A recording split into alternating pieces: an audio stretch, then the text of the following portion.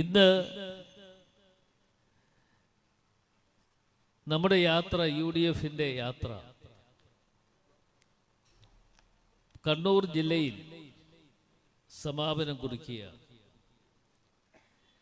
കണ്ണൂർ ജില്ലയിൽ സമാപനം കുറിച്ചുകൊണ്ട് നാളെ വയനാട്ടിലേക്കാണ് പോകുന്നത്. ഈ യാത്ര അവസാനിക്കുന്നത് മാർച്ച് മാസം 7-ാം തീയതിയാണ് തിരുവനന്തപുരത്ത്. മാർച്ച് മാസം 7-ാം തീയതി അവസാനിക്കുന്ന ഈ യാത്രയിലുടനീളം കേരളത്തിലെ ഇടതുപക്ഷ ജനാധിപത്യ മുന്നണി ഗവൺമെന്റ് 10 വർഷക്കാലമായി കേരളം ഭരിച്ച് മുടിച്ച് തകർത്തുകൊണ്ടിരിക്കുന്ന ഒരു ഗവൺമെന്റ്, ഈ സർക്കാരിനെതിരെ ഉള്ള ശബ്ദമാണ് നമ്മൾ ഉയർത്തുന്നത്. ഈ സർക്കാരിനെതിരെയുള്ള ശബ്ദം എന്ന് പറയുമ്പോൾ കേരളത്തിലെ പല മേഖലകളും പല ഇടങ്ങളിലും പലതരത്തിലും നമ്മുടെ പ്രവർത്തകരെ ഏതൊക്കെ തരത്തിൽ തകർക്കുവാൻ കഴിയും എന്ന് ആലോചിച്ചുകൊണ്ട് ചിന്തിച്ചുകൊണ്ട് പ്രവർത്തിച്ചുകൊണ്ട് പോകുന്ന ഒരു ഗവൺമെന്റാണ് ഇവിടെ ഉള്ളത്. അപ്പോൾ തീർച്ചയായും അങ്ങനെ അവർ ചിന്തിക്കുകയും അവർ പ്രവർത്തിക്കുകയും ചെയ്യുന്നതിൽ നമ്മൾ തെറ്റു പറയുന്നില്ല. പക്ഷേ ഒരു കാര്യം ഞാൻ സൂചിപ്പിക്കാം, നമ്മൾ ഇവരുടെ മുമ്പിൽ തലകുനിക്കുവാൻ പാടില്ല എന്ന തന്റെ ഇടത്തോടു കൂടി പറയുവാൻ നമ്മൾക്ക് കഴിയണം. അവിടെയാണ് നമ്മുടെ തന്റെ ഇടവും ശക്തിയും നമ്മൾക്ക് തെളിയിക്കാൻ കഴിയുന്നത്. നമുക്ക് ആരുടെയും മുമ്പിൽ തലകുനിക്കേണ്ട ആവശ്യമില്ല. നമ്മൾ എന്തിനു വേണ്ടിയാണ് തലകുനിക്കേണ്ടത്? നമ്മൾ ഏതെങ്കിലും തരത്തിൽ ഒരു തെറ്റ് ചെയ്തിട്ടുണ്ടെങ്കിൽ ആ തെറ്റിന്റെ പേരിൽ നമ്മൾ തലകുനിക്കണം. തെറ്റ് ചെയ്തു എന്ന് പറഞ്ഞാൽ അന്തസ്സോടുകൂടിയും അഭിമാനത്തോടുകൂടിയും എനിക്ക് നിങ്ങൾക്കും പറയുവാൻ കഴിയും, ഞങ്ങൾ ചെയ്തിട്ടുണ്ട്, ഞങ്ങൾ പറഞ്ഞിട്ടുണ്ട് എന്ന് പറയുവാൻ ഉള്ള ചങ്കൂറ്റമുള്ളവരാണ് നമ്മൾ. അതല്ലാതെ കണ്ട് ആരെയെങ്കിലും ഏതെങ്കിലും തരത്തിൽ ഓലപ്പാമ്പ് കാണിച്ചു വിരട്ടുവാൻ വേണ്ടി മാർക്സിസ്റ്റ് പാർട്ടി തയ്യാറാകുന്നു എങ്കിൽ അത് മാറ്റിവെച്ചാൽ മതി എന്ന് മാത്രമാണ് എനിക്ക് സൂചിപ്പിക്കാറുള്ളത്. ഒരു സംശയം വേണ്ട. പലതരത്തിലും നോക്കി. സത്യം പറയാമല്ലോ, ഞാന് 96 MLA ആയതാണ്. 96 MLA ആയ നാള് മുതൽ എന്റെ പിന്നാലെ മാർക്സിസ്റ്റ് പാർട്ടി നടക്കുക. മാർക്സിസ്റ്റ് പാർട്ടി നടക്കുന്നു എന്ന് പറയുമ്പോൾ അതിലൊരു പ്രത്യേകതയുണ്ട്. 96 ഞാൻ പരാജയപ്പെടുത്തിയ ആൾ ആരാണെന്നറിയുമോ? ഒരുപക്ഷെ നിങ്ങൾക്കറിയില്ല. ആരാ?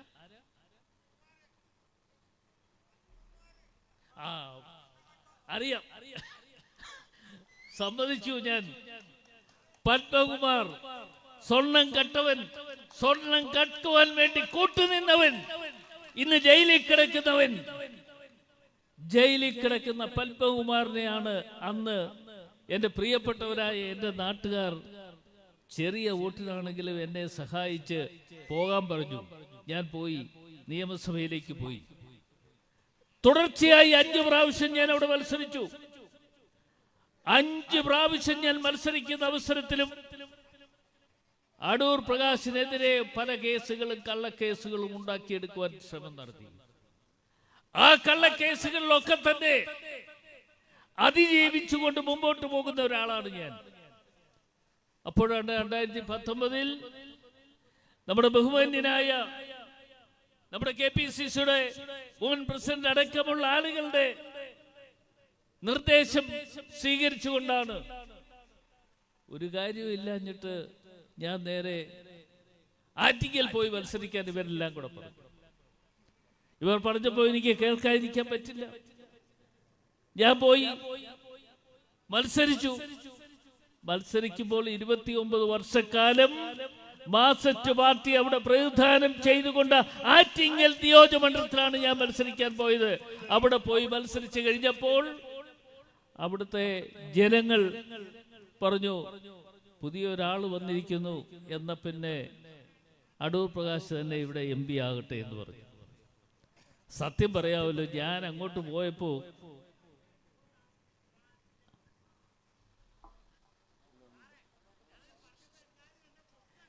സത്യം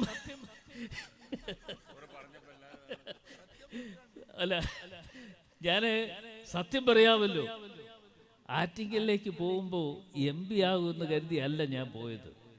പാർട്ടി പറഞ്ഞത് കേൾക്കുവാൻ വേണ്ടി മാത്രം ഞാൻ പോയത്. അപ്പൊ ഞാൻ MLA ആണ്, തിരികെ എൻ്റെ MLA സ്ഥാനം കിട്ടുമല്ലോ എന്നുള്ള ഒരു പ്രതീക്ഷയിലാണ് ഞാൻ അങ്ങോട്ട് പോയി. അവിടെ പോയി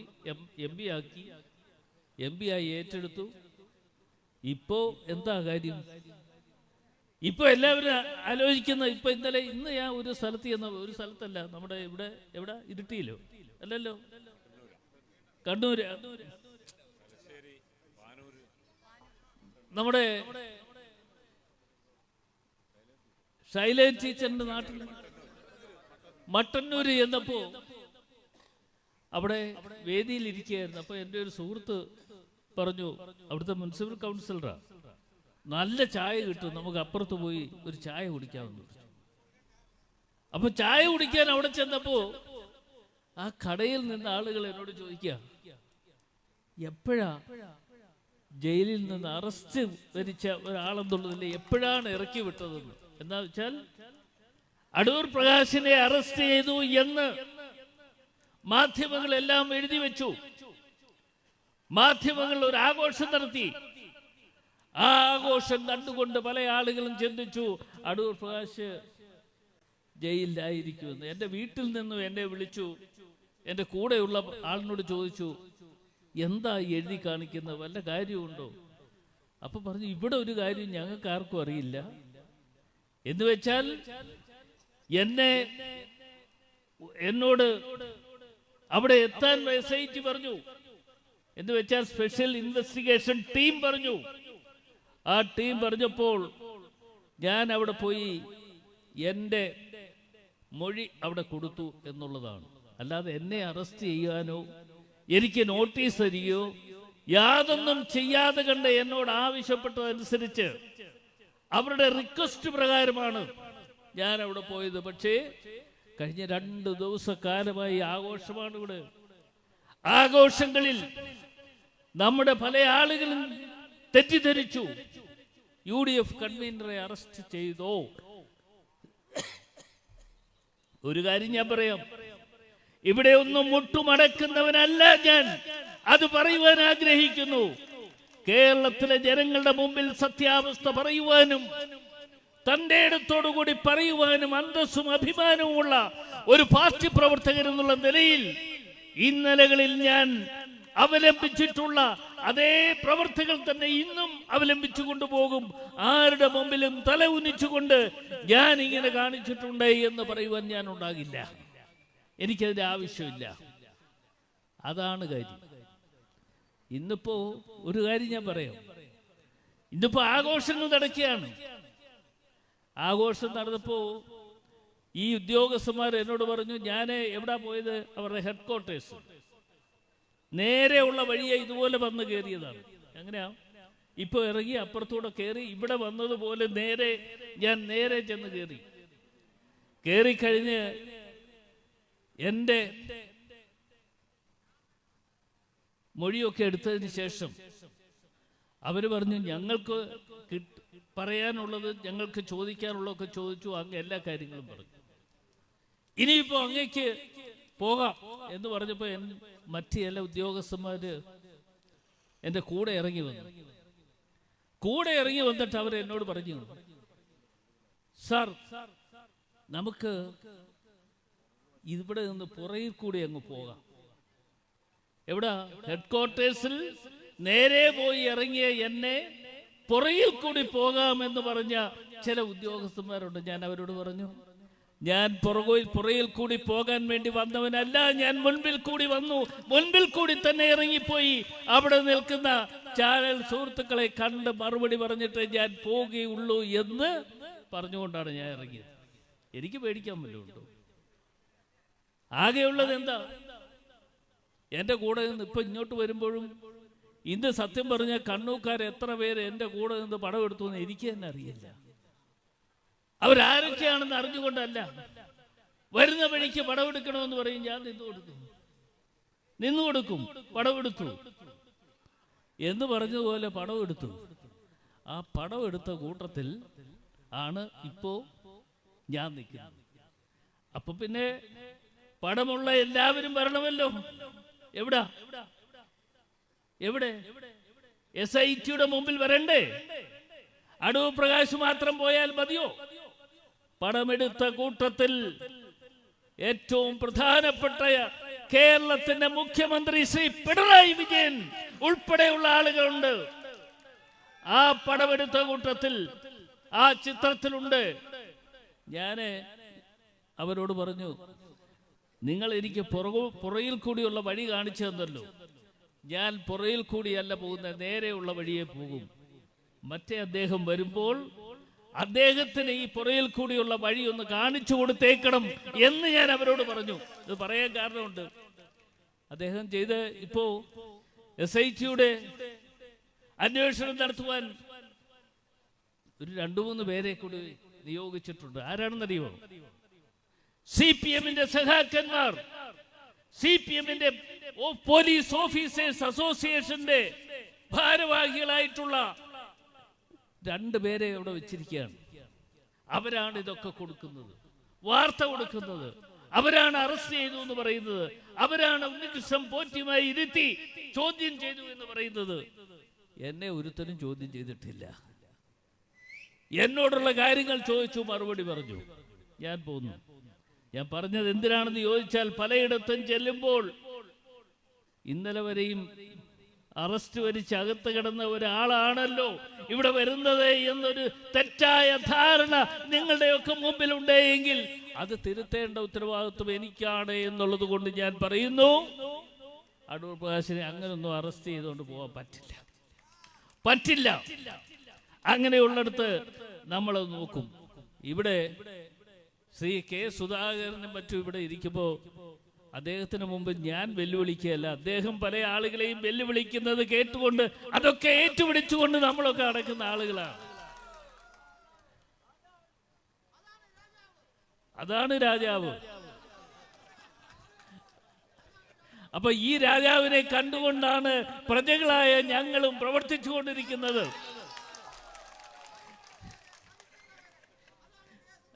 അതാണ്. അപ്പോൾ എന്തായാലും ഇത്രയും കാര്യങ്ങൾ. പിന്നെ നമ്മുടെ മുഖ്യമന്ത്രിക്ക് ഒരു കുഴപ്പമുണ്ട്. ഈ ഓഖി എന്ന് പറയുന്ന ഒരു സംഭവം ഉണ്ടായല്ലോ, നിങ്ങൾ ഓർക്കുന്നുണ്ടോ? കേരളത്തിലുണ്ടായത്. അന്ന് ഓഖി നടന്ന സ്ഥലത്തേക്ക് അദ്ദേഹം പോയി. എവിടെയാണെന്നറിയോ? തിരുവനന്തപുരത്ത് വിഴിഞ്ഞത്ത്. മത്സ്യത്തൊഴിലാളികൾ തിങ്ങി വസിക്കുന്ന ഇടങ്ങളിലേക്ക് പോയി.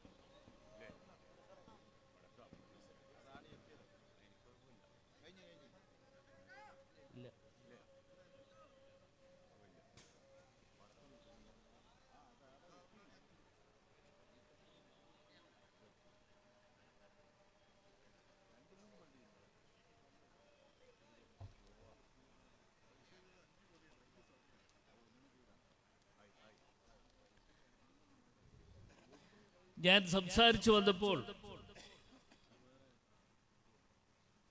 അപ്പുറത്തെ ദേവാലയത്തിൽ വാങ്കുവിളി കേട്ടപ്പോൾ ഞാൻ പ്രസംഗം നിർത്തി. നമ്മുടെ സംസ്കാരം അതാണ്. നാനാജാതി മതത്തിൽപ്പെട്ടവരെ ഒത്തൊരുമയോടുകൂടി കണ്ട് പരസ്പരം സ്നേഹിച്ചുകൊണ്ട് മുമ്പോട്ട് പോകുന്ന സംസ്കാരമാണ് കോൺഗ്രസിനുള്ളത്, നമുക്കുള്ളത്, UDF-നുള്ളത്. അതാണ്, ആ സംസ്കാരമാണ് നമ്മൾ വെച്ച് പുലർത്തിക്കൊണ്ടുപോകുന്നത്. ഞാൻ പറഞ്ഞു വന്ന കാര്യം കൂടി പറഞ്ഞ് ഞാൻ അവസാനിപ്പിക്കാം. ഓക്കി നടന്ന സംഭവത്തെക്കുറിച്ചാണ്. ഓക്കി വിഴിഞ്ഞത്ത് മത്സ്യത്തൊഴിലാളികൾ തിങ്ങി വസിക്കുന്ന സ്ഥലത്ത് കേരളത്തിന്റെ മുഖ്യമന്ത്രി ആ ഓക്കി നടന്ന സംഭവം നടന്ന സ്ഥലങ്ങളിൽ സന്ദർശിക്കാൻ പോയി. ആ സന്ദർശനം നടക്കുമ്പോൾ അവിടെയുള്ള മത്സ്യത്തൊഴിലാളികൾ എന്ന് പറയുമ്പോൾ സ്ത്രീ തൊഴിലാളികൾ അടക്കമുള്ള ആളുകൾ കേരളത്തിലെ മുഖ്യമന്ത്രി എന്നൊന്നും പറഞ്ഞിട്ട് കാര്യമില്ല, വളഞ്ഞു. അദ്ദേഹം പോയ 1-ാം നമ്പർ കാർ അവിടെ ഇട്ടിട്ട് അദ്ദേഹത്തിന്റെ അന്നത്തെ സഹപ്രവർത്തകനായ റവന്യൂ വകുപ്പ് മന്ത്രിയുടെ കാറ് തൊട്ട് അപ്പുറത്ത് മാറി കിടപ്പുണ്ട്. ആ കാറിൽ പോയി കയറി അവിടെ നിന്ന് രക്ഷപ്പെട്ടു. മത്സ്യത്തൊഴിലാളികളുടെ മുമ്പിൽ നട്ടല് നിവർത്തി പറയുവാനുള്ള തന്റെ ഇടമോ ഇല്ലാത്ത കേരളത്തിന്റെ മുഖ്യമന്ത്രിക്ക് അങ്ങനെ ഒളിച്ചോടി പോരേണ്ടി വന്ന ആ ചിന്ത എപ്പോഴും അവരുടെ മനസ്സിലുണ്ട് എന്ന കാര്യം നമ്മൾ ഓർക്കണം. ഇന്ന് കേരളത്തിൽ വിദ്യാഭ്യാസ മേഖല, ആരോഗ്യ മേഖല ഇതെല്ലാം തകർത്ത് തരിപ്പണമാക്കിക്കൊണ്ട് മുമ്പോട്ട് പോകുന്ന ഒരു കാഴ്ചപ്പാട് നമുക്ക് കാണാൻ കഴിയുന്നുണ്ട്. ഇവിടെ ശൈലജ ടീച്ചർ എന്ന് പറയുന്ന വ്യക്തി ആരോഗ്യ വകുപ്പിന്റെ മന്ത്രിയായി. ഞങ്ങളുടെ ഭരണകാലത്ത് ശ്രീ ഉമ്മൻചാണ്ടി കേരളത്തിന്റെ മുഖ്യമന്ത്രി ആയിരിക്കുമ്പോൾ 2011 എന്നെ ആരോഗ്യ വകുപ്പിന്റെ ചുമതല ആദ്യം ഏൽപ്പിച്ചു തന്നു. അന്ന് ആരോഗ്യ വകുപ്പിന്റെ ചുമതല ഏൽപ്പിച്ചു തന്നപ്പോൾ അന്ന് ബഡ്ജറ്റ് അവതരിപ്പിക്കുന്നതിന് തൊട്ട് 2 ദിവസം മുമ്പ് ഏതാണ്ട് ഒരു 12 മണിയോ 12:30 മണിയോ ആയി ഉമ്മൻചാണ്ടി എന്നെ ഫോണിൽ വിളിക്കുന്നു. വിളിച്ച് എന്നോട് ചോദിച്ചു, താൻ ഉറങ്ങിപ്പോയോ എന്ന്. ഞാൻ പറഞ്ഞു, ഇപ്പൊ ഞാൻ ഉറങ്ങും എന്ന് വെച്ചാൽ ഉറങ്ങിക്കിടന്ന് എന്നെ വിളിച്ചുണർത്തിയിട്ട് ചോദിക്കുകയാണ്, ഉറങ്ങിപ്പോയോ എന്ന്. ശ്രീ ഉമ്മൻചാണ്ടിയെ സംബന്ധിച്ചിടത്തോളം നിങ്ങൾക്ക് ഏവർക്കും അറിയാം, രാവെന്നോ പകലെന്നോ ഇല്ലാതെ പ്രവർത്തിച്ചുകൊണ്ട് കേരളത്തിലെ ജനങ്ങൾക്ക് വേണ്ടി അന്തസ്സോടുകൂടി അഭിമാനത്തോടുകൂടി പ്രവർത്തിച്ചുകൊണ്ടിരുന്ന ശ്രീ ഉമ്മൻചാണ്ടിയാണ് കേരളത്തിന്റെ മുഖ്യമന്ത്രിയായിരുന്നത്. എന്നെ വിളിച്ച് അദ്ദേഹം താമസിക്കുന്ന വീട്ടിൽ വിളിച്ചു വരുത്തി. അവിടെ ചെന്നപ്പോൾ എന്നോട് പറഞ്ഞു, കേരളത്തിൽ ഇപ്പോൾ ഉള്ളത് 5 മെഡിക്കൽ കോളേജാണ്. ഒന്ന് തിരുവനന്തപുരം, മറ്റൊന്ന് ആലപ്പുഴ, മറ്റൊന്ന് കോട്ടയം, പിന്നീടുള്ളത് തൃശ്ശൂര്, പിന്നെ കോഴിക്കോട്. ഈ 5 മെഡിക്കൽ കോളേജ് മാത്രമാണുള്ളത്. നമ്മുടെ ആരോഗ്യ രംഗത്തെ പ്രശ്നങ്ങൾക്ക്, ജനങ്ങൾക്ക് വേണ്ടിയുള്ള പ്രശ്നങ്ങൾക്ക് പരിഹാരമുണ്ടാക്കുവാൻ കഴിയില്ല. അതുകൊണ്ട് ഏറ്റവും പിന്നോക്കാവസ്ഥയിൽ നിൽക്കുന്ന ജില്ല തെരഞ്ഞെടുത്തുകൊണ്ട് വരുന്ന ബഡ്ജറ്റിൽ നമുക്കൊരു 3 മെഡിക്കൽ കോളേജ് സ്ഥാപിക്കാൻ അവസരം ഉണ്ടാകണം. അദ്ദേഹം തന്നെ പറഞ്ഞു, ഇടുക്കി പിന്നോക്കാവസ്ഥയിലുള്ള ജില്ല, മലപ്പുറം, കാസർഗോഡ്. ഞാൻ ആ കൂട്ടത്തിൽ എൻ്റെ ഒരു സ്വാർത്ഥ താല്പര്യം കൂടി ഞാൻ പറഞ്ഞു, ശബരിമലയും മറ്റും കിടക്കുന്നു എന്നുള്ളത് കൊണ്ട് പത്തനംതിട്ടയിൽ കൂടി ഒരു മെഡിക്കൽ കോളേജ് വേണം. അങ്ങനെ 4 മെഡിക്കൽ കോളേജ് സ്ഥാപിക്കാൻ അന്നത്തെ ബഡ്ജറ്റിൽ അവസരമൊരുക്കി. ആ ബഡ്ജറ്റിൽ അവസരമൊരുക്കി, ഞങ്ങൾ അതിന് വേണ്ട സംവിധാനങ്ങൾ ഒരുക്കി, കാര്യങ്ങൾ ചെയ്തു. 2011 12 ആയപ്പോൾ എന്നോട് പറഞ്ഞു, താൻ ഇനിയും ചുമതല നോക്കേണ്ടത് റവന്യൂ വകുപ്പിന്റെ ചുമതല നോക്കണം എന്ന് പറഞ്ഞ് എന്നെ ആരോഗ്യ വകുപ്പിൽ നിന്ന് മാറ്റി റവന്യൂ വകുപ്പിന്റെ ചുമതല ഏൽപ്പിച്ചു. അപ്പോഴും ഞാൻ തുടക്കം കുറിക്കുമെന്ന് പ്രഖ്യാപിച്ചിട്ടുള്ള ബഡ്ജറ്റിൽ പറഞ്ഞിട്ടുള്ള മെഡിക്കൽ കോളേജുകൾ സ്ഥാപിക്കുന്നതിന് വേണ്ടിയുള്ള നിതാന്തമായ ശ്രമവും പ്രവർത്തനങ്ങളുമായി പോയതിന്റെ അടിസ്ഥാനത്തിൽ ഞങ്ങൾ മലപ്പുറത്ത് മെഡിക്കൽ കോളേജ് ആരംഭിച്ചു. കോന്നി എന്ന് പറയുമ്പോൾ നിങ്ങൾക്കറിയാമല്ലോ, എൻ്റെ നിയോജകമണ്ഡലമായിരുന്നു. ഇടുക്കിയിൽ ആരംഭിച്ചു. അപ്പോൾ കോന്നിയിൽ കെട്ടിടം പണി എല്ലാം പൂർത്തീകരിച്ചു കഴിഞ്ഞപ്പോൾ കേരളത്തിൻ്റെ ആരോഗ്യ വകുപ്പ് മന്ത്രിയായി വന്നത് ആരാന്നറിയുമോ? ശൈലജ. ഈ ശൈലജ ടീച്ചറിൻ്റെ അടുത്ത് ഞാൻ ചെന്ന് പറഞ്ഞു, ടീച്ചറെ നിങ്ങളൊന്ന് സഹായിക്കണം, അവിടെ കോളേജ് ഒന്ന് ആരംഭിക്കണം, 50 കുട്ടികൾക്ക് നമുക്ക് പഠിക്കാനുള്ള സൗകര്യം ഒരുക്കി കൊടുക്കാം. ആ 50 കുട്ടികൾക്ക് പഠിക്കുവാനുള്ള സൗകര്യം അവിടെ ഒരുക്കി കൊടുക്കാൻ എല്ലാ തയ്യാറെടുപ്പും നടത്തിയിരിക്കുന്നു എന്ന് ഞാൻ അവരോട് പറഞ്ഞപ്പോൾ അവർ എന്നോട് പറയുകയാണ്, കൈ ഇങ്ങനെ വലത്തിയിട്ട് പറഞ്ഞു, ഞാൻ എന്ത് ചെയ്യാനാണ്, ഞങ്ങളുടെ പാർട്ടിക്കാർ സമ്മതിക്കണം. എന്നിട്ട് അവർ എന്നോട് ഒരു കാര്യം കൂടി പറഞ്ഞു, അങ്ങേ അറ്റത്തിരിക്കുന്ന ആളിനെ പോയി കാണാൻ. ആരാന്നറിയോ? അങ്ങേ അറ്റത്തിരിക്കുന്ന ആൾ ആരാണെന്ന് ചോദിച്ചാൽ കേരളത്തിന്റെ മുഖ്യമന്ത്രി ശ്രീ പിണറായി വിജയനാണ്.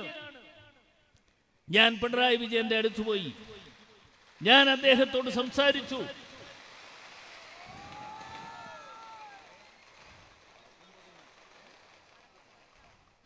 ഇപ്പൊ ഇവിടെ വരും, നിങ്ങൾ ആരും വിഷമിക്കേണ്ട, നേരെ ഇവിടെ വരും. പിണറായി വിജയനോട് ഞാൻ സംസാരിച്ചു. 50 കുട്ടികളെ പഠിപ്പിക്കുവാനുള്ള സൗകര്യങ്ങൾ ഒരുക്കിയിരിക്കുന്നു. ആ സൗകര്യങ്ങൾ ഒരുക്കിയ മെഡിക്കൽ കോളേജ് നമുക്ക് ഉദ്ഘാടനം ചെയ്യണം. അദ്ദേഹം കേട്ട ഭാവം നടിച്ചില്ല. എന്താ, കാറ്റടിച്ചാൽ പാറ കുലുങ്ങും എന്നൊക്കെ പറയുന്ന ഒരു പഴഞ്ചൊല്ലില്ലേ, അതുപോലെ ഒറ്റ ഇരിപ്പാണ്. അവിടെ ഇരുന്നു കൊണ്ട് ഒന്നും മിണ്ടിയില്ല. പിന്നീട് എത്രയോ നാളുകൾ കഴിഞ്ഞു അവിടെ മെഡിക്കൽ കോളേജ് ആരംഭിക്കുവാൻ. കേരളത്തിന്റെ ആരോഗ്യ രംഗമാകെ തകർത്ത് തരിപ്പണമാക്കിക്കൊണ്ട് മുമ്പോട്ട് പോകുന്ന ഈ ഗവൺമെന്റിന് എതിരെയുള്ള ശബ്ദം നമ്മൾക്ക് ഉയർത്താതിരിക്കാൻ പറ്റില്ല. ഈ സർക്കാരിന്റെ എതിരെയുള്ള ശബ്ദം അത് ആരോഗ്യ രംഗത്താണെങ്കിലും വിദ്യാഭ്യാസ മേഖലയിലാണെങ്കിലും നമുക്ക് ആ ശബ്ദം ഉയർത്തിക്കൊണ്ട് പുതിയ ഒരു യുഗത്തിന് വേണ്ടിയുള്ള പ്രവർത്തനങ്ങൾ നമ്മൾ ഉണ്ടാക്കിയെടുക്കേണ്ടതായിട്ടുണ്ട്. ആ പ്രവർത്തനങ്ങൾക്ക് നേതൃത്വം കൊടുക്കുവാൻ എൻ്റെ പ്രിയപ്പെട്ടവരായ നിങ്ങൾ ഓരോരുത്തരും നിങ്ങളെ സാക്ഷി നിർത്തിക്കൊണ്ട് പറയുന്നു, നമ്മൾ ഓരോരുത്തരും പ്രവർത്തിക്കണം. പ്രവർത്തിക്കുക മാത്രമല്ല, അധ്വാനം നടത്തണം. ആ അധ്വാനത്തിലൂടെ വരാൻ പോകുന്ന തെരഞ്ഞെടുപ്പ് ഏപ്രിൽ മാസത്തിൽ കഴിയുമ്പോൾ നമുക്ക് UDF-ന് 100 സീറ്റുകളുമായി UDF അധികാരത്തിലേക്ക് കടന്നു വരുവാനുള്ള അവസരം ഒരുക്കിയെടുക്കുവാൻ എൻ്റെ പ്രിയപ്പെട്ടവരായ നിങ്ങൾ തയ്യാറാകണമെന്ന് മാത്രമല്ല, നിങ്ങളുടെ പ്രവർത്തനങ്ങൾ ഉണ്ടാകണം, നിങ്ങളുടെ പ്രാർത്ഥനകൾ ഉണ്ടാകണം. അതോടൊപ്പം നമുക്ക് പ്രാർത്ഥനകളും ആവശ്യമാണ്. പ്രാർത്ഥനകൾ വേണ്ട എന്ന് പറയുന്നവരല്ല നമ്മൾ. എല്ലാവരും പ്രാർത്ഥിക്കണം. നമുക്ക് UDF അധികാരത്തിൽ വരണം. അതിനുവേണ്ടിയുള്ള പ്രവർത്തനങ്ങൾക്ക് നേതൃത്വം കൊടുക്കുവാൻ എൻ്റെ പ്രിയപ്പെട്ടവരായ നിങ്ങൾക്കെല്ലാവർക്കും കഴിയട്ടെ എന്ന് ആഗ്രഹിച്ചുകൊണ്ട് പ്രാർത്ഥിച്ചുകൊണ്ട് നന്മകൾ നേർന്നുകൊണ്ട് നിർത്തട്ടെ. നന്ദി, നമസ്കാരം, ജയ് ഹിന്ദ്.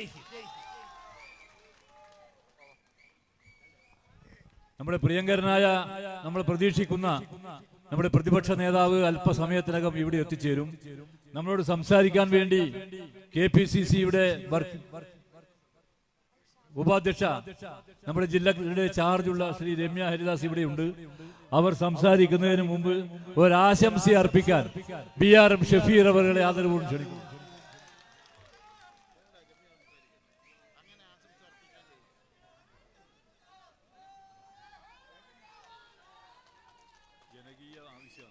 ബഹുമാനരെ, ഞാനൊരു പ്രസംഗം നടത്തുന്നില്ല. നമ്മുടെ നായകൻ കടന്നു വരികയാണ്. ഈ യാത്ര കാസർഗോഡ് നിന്നും ആരംഭിച്ച് കണ്ണൂർ ജില്ലയിലെ പര്യടനം പൂർത്തിയാക്കി വയനാട്ടിലേക്ക് കടക്കുകയാണ്. എന്തിനാണ് യാത്ര എന്ന് രാഷ്ട്രീയ പ്രസംഗങ്ങളിലൂടെ ഓരോരുത്തരും കൃത്യമായി തന്നെ വ്യക്തമാക്കിയിട്ടുണ്ട്.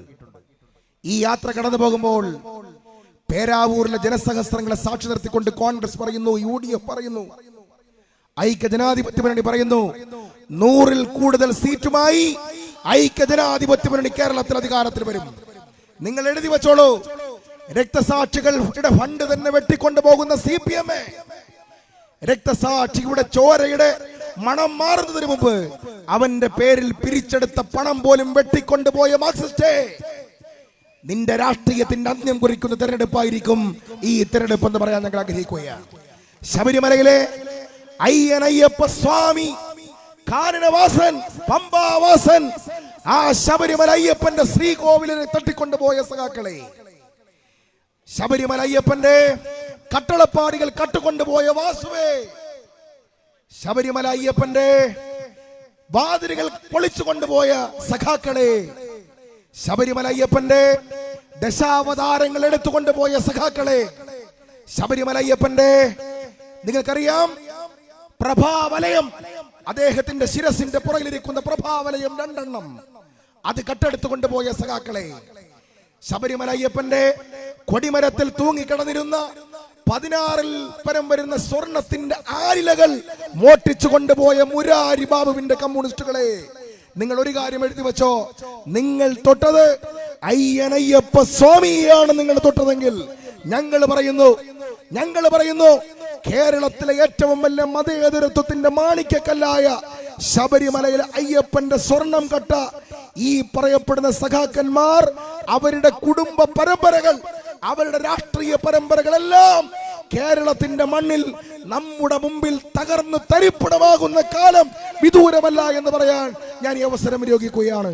നിങ്ങൾ കണ്ടില്ലേ തദ്ദേശ സ്വയംഭരണ സ്ഥാപനങ്ങളിലേക്കുള്ള തെരഞ്ഞെടുപ്പ്, ഈയുടെ വികസന സന്ദേശ ഈ പുതുയുഗ യാത്രയുമായിട്ട് കടന്നു വരുന്ന കേരളത്തിലെ പ്രതിപക്ഷ നേതാവിനോട് ചോദിച്ചു എത്ര സീറ്റ് ജയിക്കും.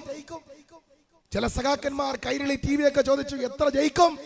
അദ്ദേഹം ഉത്തരം പറഞ്ഞു, നിങ്ങൾക്കറിയാം 6ൽ 4 കോർപ്പറേഷനുകൾ നമ്മൾ പിടിച്ചെടുക്കും, കൂടുതൽ മുനിസിപ്പാലിറ്റികൾ പിടിച്ചെടുക്കും, ബ്ലോക്ക് പഞ്ചായത്തുകൾ പിടിച്ചെടുക്കും, ജില്ലാ ഡിവിഷനുകൾ 3ൽ 2 ജില്ലാ ഡിവിഷനുകൾ പിടിച്ചെടുക്കും. ഇപ്പോഴെന്തായി? കേരളത്തിലെ തദ്ദേശ സ്വയംഭരണ സ്ഥാപനങ്ങളിലേക്കുള്ള തെരഞ്ഞെടുപ്പ്, അതിന്റെ റിസൾട്ട് പുറത്തു വരുമ്പോൾ ഒരു കാര്യം ഉറപ്പാണ്, പിണറായി വിജയൻ സർക്കാരിനെതിരായിട്ടുള്ള അതിശക്തമായ ജനവികാരം ജനങ്ങൾക്കിടയിൽ ആഞ്ഞടിച്ചുകൊണ്ടിരിക്കുകയാണ്. ഒരു കാര്യം ഉറപ്പാണ്, നിങ്ങൾക്കറിയോ എന്തെല്ലാം കട്ടുകൊണ്ടുപോയി സാധാരണക്കാരന്റെയും പാവപ്പെട്ടവന്റെയും. നിങ്ങളുടെ ഇരിട്ടി ടൗണിലൊക്കെ ലോട്ടറി വിറ്റുകൊണ്ട് നടക്കുന്ന പാവങ്ങളുണ്ട്, ലോട്ടറി പാവങ്ങൾ, ആ ലോട്ടറി ടിക്കറ്റ് വിൽക്കുന്ന പാവങ്ങൾ. അവരുടെ ക്ഷേമനിധിയിൽ നിന്നും 14.57 കോടി രൂപ കട്ടെടുത്ത സഖാക്കൾ നിങ്ങളുടെ മുമ്പിൽ വന്ന് നിൽക്കുകയാണ്. നിങ്ങൾക്കറിയോ 1,75,000 പരം വരുന്ന 10 കണക്കിന് അരി മോട്ടിച്ചു കൊണ്ടുപോയ സഖാക്കൾ നിങ്ങളുടെ മുമ്പിൽ നിൽക്കുകയാണ്. ഇതാ നിങ്ങളേവരും പ്രതീക്ഷിക്കുന്ന നമ്മുടെ ജനകീയ നായകൻ, കേരളത്തിന്റെ ബഹുമാനായ പ്രതിപക്ഷത്തിന്റെ അമരക്കാരൻ ഇതാ കടന്നു വരുന്നു. നിങ്ങൾ ഓരോരുത്തരും നിങ്ങളെ കാണുവാൻ, നിങ്ങൾക്ക് അഭിവാദ്യം അർപ്പിക്കുവാൻ അദ്ദേഹം കടന്നു വന്ന വഴികളിൽ കിട്ടിയെടുത്ത സാരാംശങ്ങൾ ഒപ്പിയെടുത്തുകൊണ്ട് കേരളത്തിലെ ചരിത്രത്തിലെ ഏറ്റവും വലിയ ജാഥയായ പുതുയുഗ യാത്രയും നയിച്ചുകൊണ്ടിതാ നമ്മുടെ പ്രിയങ്കരനായ പ്രതിപക്ഷ നേതാവ്, ബഹുമാന്യ നിങ്ങളുടെ MLA, കേരളത്തിലെ കോൺഗ്രസിന്റെ അമരക്കാരൻ, KPCCയുടെ സമാദരണീയനായ അധ്യക്ഷൻ സണ്ണി ജോസഫ് MLA-യുമായി ഇതാ ഈ വേദിയിലേക്ക് കടന്നു വരികയാണ്. നിങ്ങൾക്കറിയാം കേരളത്തിലൊരു പുതുയുഗ പിറവിയുടെ തുടക്കം കുറിക്കുവാൻ, മാർക്സിസ്റ്റ് പാർട്ടിയുടെ അഴിമതിയുടെ കരാള ഹസ്തത്തിൽ നിന്നും കേരളത്തെ രക്ഷിക്കുവാൻ ഇതാ പുതുയുഗ യാത്രയുമായി ബഹുമാനായ കേരളത്തിന്റെ പ്രതിപക്ഷ നായകൻ, ജനപക്ഷ നായകൻ, പ്രിയങ്കരനായ ശ്രീ VD സതീശൻ ഇതാ ഈ വേദിയിലേക്ക് കടന്നു വരുന്നു. നിങ്ങൾക്കറിയാം നിയമസഭയ്ക്കകത്തും പുറത്തും പറയുന്ന വാക്കുകൾക്ക് വിലയുള്ള ഒരു വാക്ക് പോലും പിന്നീട് മാറ്റി പറയേണ്ടി വന്നിട്ടില്ലാത്ത കണക്കുകളും കാര്യങ്ങളും കൊണ്ട് കേരളത്തിലെ പ്രതിപക്ഷ രാഷ്ട്രീയത്തെ ത്രസിപ്പിച്ചു നിർത്തുന്ന കേരളത്തിന്റെ രാഷ്ട്രീയ നായകനിത, കേരളത്തിലെ പ്രതിപക്ഷ നായകനിത, കേരളത്തിലെ KPCC അധ്യക്ഷനോടൊപ്പം ഇതാ ഇരിട്ടിയിലെ വലിയ ജനസഹസ്രങ്ങളെ കാണുവാൻ, നിങ്ങളോട് സംവദിക്കുവാൻ വേണ്ടി ഈ വേദിയിലേക്ക് 100 കണക്കിന് വരുന്ന പ്രവർത്തകന്മാരുടെ അകമ്പടിയോടെ, ഒരു തിരമാലയുടെ ആരവത്തോടെ ഈ വേദിയിലേക്ക് കടന്നു വരുന്നു. അദ്ദേഹത്തിന് നിങ്ങൾ ഓരോരുത്തരും സ്വയം വോളണ്ടിയർമാരായി, സേവാദൾ വോളണ്ടിയർമാരോടൊപ്പം അദ്ദേഹത്തിന് വഴിയൊരുക്കണമെന്ന് അഭ്യർത്ഥിക്കുന്നു. ഇതാ കടന്നു വരുന്നു കേരളത്തിലെ യുവതയുടെ പ്രതീക്ഷയായ, കേരളത്തിലെ തൊഴിലാളികളുടെ പ്രതീക്ഷയായ, കേരളത്തിലെ സാധാരണക്കാരുടെ പ്രതീക്ഷയായ, കർഷകരുടെയും കർഷക തൊഴിലാളിയുടെയും മണ്ണിൽ പണിയെടുക്കുന്നവരുടെയും അധ്വാനിക്കുന്നവരുടെയും പ്രതീക്ഷയായ കേരളത്തിന്റെ പ്രതിപക്ഷ നായകൻ ശ്രീ VD സതീശൻ ഇതാ പ്രതിപക്ഷത്തിലെ സാധാരണക്കാരായ ചെറുപ്പക്കാരുടെ തോളിലേറി കേരളത്തിന്റെ വികസനവും സ്വപ്നങ്ങളുമായി ഇതാ ഈ വേദിയിലേക്ക് കടന്നു വരുന്നു. ആയിരങ്ങളുടെ ആവേശത്തിന്റെ തിരമാലകൾ സ്വീകരിച്ചുകൊണ്ട് ഇതാ നമ്മുടെ നായകൻ, കേരളത്തിന്റെ ജനപക്ഷ നായകൻ, പ്രതിപക്ഷ നായകൻ ഇതാ ഈ വേദിയിലേക്ക് കടന്നു വരുന്നു. നിങ്ങൾക്കേവർക്കും അഭിവാദ്യങ്ങൾ. അദ്ദേഹത്തെ തറയിലിറക്കണം. കേരളത്തിലെ ബഹുമാന്യ പ്രതിപക്ഷ നേതാവിനെ ഇതാ ആരവത്തോടെ വേദിയിൽ എത്തിച്ചിരിക്കുന്നു. അദ്ദേഹത്തിന് വേണ്ടിയിട്ട് ഞങ്ങൾ വഴിമാറുന്നു. മാറിക്കൊടുക്ക്. അദ്ദേഹം ആളുകൾ അഭിവാദ്യം ചെയ്യട്ടെ. മാറിക്കൊടുക്ക്. കൈവീശട്ടെ. ആളുകളെ മാറ്റിക്കൊടുത്താലല്ലേ കൈവീശാൻ പറ്റുള്ളൂ. പ്രിയപ്പെട്ട സഹോദരങ്ങളെ, കേരളത്തിലെ ബഹുമാന്യ പ്രതിപക്ഷ നേതാവിന് പ്രവർത്തകർ അഭിവാദ്യം ചെയ്തതിന് വേണ്ടിയിട്ട് വഴിയൊരുക്ക്. കേരളത്തിലെ ബഹുമാനായ KPCCയുടെ മുൻ അധ്യക്ഷൻ ശ്രീ K സുധാകരേട്ടനോടൊപ്പം സ്നേഹം പങ്കുവച്ചുകൊണ്ട് ഐക്യത്തിന്റെ സന്ദേശം വിളംബരം ചെയ്തുകൊണ്ട് കേരള പ്രദേശ് കോൺഗ്രസ് കമ്മിറ്റിയുടെ അമരക്കാരൻ സണ്ണി ജോസഫ് MLA ഇതാ ഈ വേദിയിൽ നിങ്ങൾ ഓരോരുത്തരെയും കാണുവാൻ പുതിയുഗ യാത്രയുടെ നായകൻ എത്തിയിരിക്കുന്നു. അഭിവാദ്യങ്ങൾ. ജയ് ഹിന്ദ്. ഈ പ്രവർത്തകന്മാരെല്ലാം പുറത്തിറങ്ങ് പ്ലീസ്. ഓരോ പ്രവർത്തകന്മാർ പുറത്തിറങ്ങ് പ്ലീസ്. UDFന്റെ പ്രവർത്തകന്മാർ സ്റ്റേജും വന്ന് പുറത്തേക്കിറങ്ങണം. പ്രിയപ്പെട്ടവരെ, മഹത്തായ നല്ല പരിപാടിയാണ്. ആ പരിപാടി അലങ്കോലമാക്കരുന്ന ഒരു രീതിയിലേക്ക് വരരുത്. പ്രവർത്തകന്മാർ താഴെ ഇറങ്ങണം. ഈ പൊതുയോഗത്തെ അഭിസംബോധന ചെയ്തുകൊണ്ട് കാസർഗോഡിന്റെ പ്രിയപ്പെട്ട MLA എന്നെ നെല്ലിക്കുന്ന് 2 വാക്ക് സംസാരിക്കാൻ വേണ്ടി ആദരപൂർവ്വം ക്ഷണിക്കുന്നു.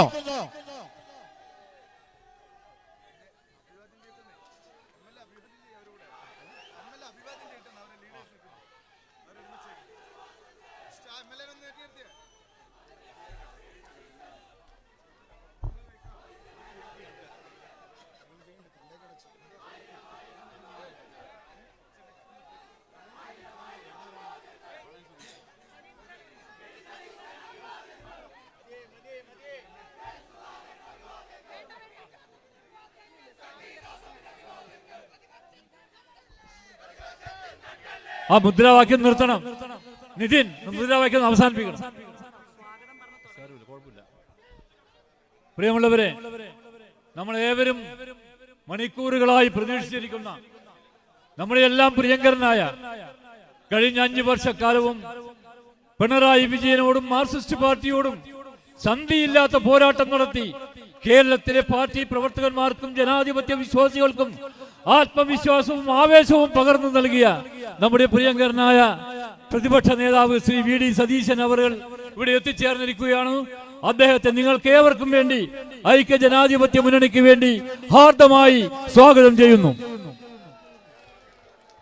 ഒരുപാട് നേതാക്കന്മാർ വേദിയിലുണ്ട്.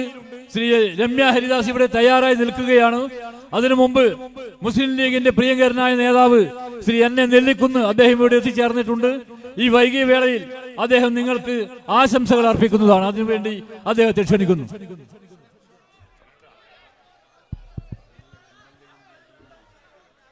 UDFന്റെ പ്രിയപ്പെട്ട നേതാക്കളെ, പ്രിയപ്പെട്ട സഹോദരന്മാരെ, ഞാൻ പ്രസംഗിക്കുന്നില്ല. ഞാൻ കാസർകോട്ട് നിന്ന് വരുന്ന ആളാണ്.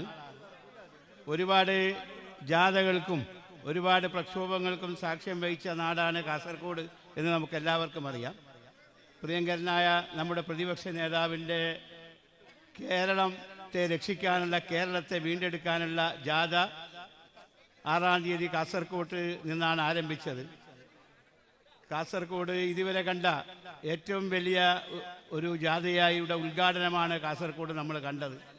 അപ്പോൾ ഞങ്ങളെല്ലാവരും വിചാരിച്ചു കാസർഗോഡായിരിക്കും ഏറ്റവും വലിയ ജാഥയുടെ തുടക്കം. ഈ ജാഥയുമായി ബന്ധപ്പെട്ട പരിപാടി ഏറ്റവും ഗംഭീരം കാസർഗോട്ടായിരിക്കുമെന്ന് ഞങ്ങൾ വിചാരിച്ചു. അപ്പോൾ ഇവിടെ എത്തിയപ്പോൾ എനിക്ക് മനസ്സിലായി കാസർഗോഡിനെ നിങ്ങൾ കവച്ച് വെച്ചിരിക്കുന്നു എന്ന്. ഇനി മറ്റ് ജില്ലകളിൽ എന്താണ് സംഭവിക്കാൻ പോകുന്നത് എന്ന് നമുക്കെല്ലാവർക്കും അറിയാം. ഞാൻ അവസാനിപ്പിക്കുകയാണ്. എനിക്ക് മുമ്പ് പ്രസംഗിച്ച മാന്യ സുഹൃത്ത് ഞാൻ വരുമ്പോൾ പറയുന്നുണ്ടായിരുന്നു 100 സീറ്റോടുകൂടി UDF അധികാരത്തിൽ വരുമെന്ന്. അപ്പോൾ എനിക്ക് പറയാനുള്ളത് ബാക്കി സീറ്റ് നമ്മൾ ആർക്ക് നൽകുമെന്നാണ്. 100 സീറ്റല്ല, 140 സീറ്റും നമ്മൾ തന്നെ പിടിച്ചെടുക്കും എന്ന കാര്യം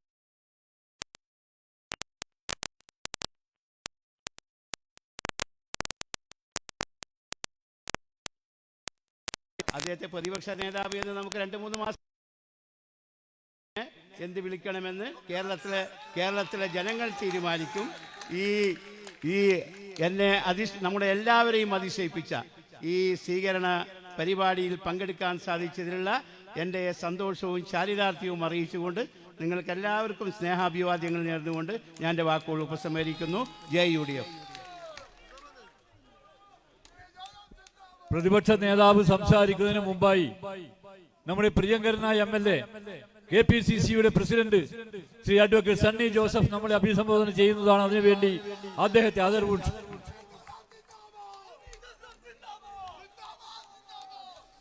പ്രിയപ്പെട്ട പ്രതിപക്ഷ നേതാവ്, ഈ ജാഥയുടെ പുതുയുഗ യാത്രയുടെ നായകൻ ശ്രീ VD സതീശൻ, ഈ പൊതുസമ്മേളനം ഉദ്ഘാടനം ചെയ്ത നാം ഏവരുടെയും ബഹുമാന്യനായ കോൺഗ്രസ് വർക്കിംഗ് കമ്മിറ്റി അംഗം Shri K Sudhakaran MP, UDF convener Shri Adoor Prakash MP, ഇവിടെ ചുരുങ്ങിയ വാക്കുകളിൽ പ്രസംഗിച്ച് നമുക്കൊരു സർട്ടിഫിക്കറ്റ് നൽകിയ എന്നെ നെല്ലിക്കുന്ന MLA, മറ്റ് UDF നേതാക്കന്മാരെ, പ്രിയമുള്ള സഹപ്രവർത്തകരെ, നല്ലവരായ നാട്ടുകാരെ, മാധ്യമ സുഹൃത്തുക്കളെ, ഞാൻ ഇനി പ്രസംഗിക്കേണ്ടെന്നാണ് നിങ്ങളുടെ അഭിപ്രായം എന്ന് എനിക്ക് മനസ്സിലാവും. പ്രതിപക്ഷ നേതാവിന്റെ വാക്കുകൾ കേൾക്കാൻ തന്നെയാണ് നമ്മൾ നിൽക്കുന്നത്. കേരളത്തിനൊരു മാറ്റം വരണം. കേരളം ദൈവത്തിന്റെ സ്വന്തം നാടായിട്ടാണ് ലോകം കാണുന്നത്. എന്നാൽ ദൈവത്തിന്റെ സ്വന്തം നാടിനെ ഇന്നത്തെ ഭരണ നേതാക്കന്മാർ, ഭരണാധികാരികൾ ഭരിച്ച് മുടിച്ചിരിക്കുന്നു. നമുക്ക് സമസ്ത മേഖലയിലും ദുരിതങ്ങളാണ്, പ്രയാസങ്ങളാണ്, പ്രശ്നങ്ങളാണ്. ആ ജനങ്ങളുടെ പ്രശ്നങ്ങൾ പരിഹരിക്കാൻ സർക്കാരിന് സമയമില്ല, മനസ്സില്ല. പേരാവൂരിന്റെ MLA എന്ന നിലയിൽ നമുക്കറിയാം, നമ്മൾ നടത്തിയ പ്രതിപക്ഷ നേതാവ് തന്നെ നേതൃത്വം നൽകിയ മലയോര യാത്രയുണ്ടായിരുന്നു. ആ മലയോര യാത്രയുടെ മുദ്രാവാക്യം എന്തായിരുന്നു? വന്യമൃഗശല്യം അത് പരിഹരിക്കാൻ നടപടി സ്വീകരിക്കണം എന്നാവശ്യപ്പെട്ടു. സത്യത്തിൽ ഗവൺമെന്റ് ആ കാര്യത്തിൽ ഒന്നും ചെയ്തിട്ടില്ല. ഇവിടെ തന്നെ നമ്മൾ നടത്തിയ ഒരു സമരം ഉദ്ഘാടനം ചെയ്തുകൊണ്ട് പ്രമുഖനായ ഒരു വ്യക്തി പറഞ്ഞ വാക്ക് ഞാൻ ഓർമ്മിക്കുകയാണ്. ആനയ്ക്കും കടുവയ്ക്കുമല്ല മയക്കുപടി ഏറ്റത് കേരളത്തിലെ വനം മന്ത്രിക്കാണ്. അതാണ് യാഥാർത്ഥ്യം. കഴിഞ്ഞ ദിവസം ഞാൻ നിയമസഭയിൽ തിരുവനന്തപുരത്തായിരുന്ന സമയത്താണ് ഇരിട്ടിക്കടുത്ത് പോലും ആനയെത്തിയിരിക്കുന്നു. ഇരിട്ടിക്കടുത്ത് പോലും ആനയെത്തിയിരിക്കുന്നു.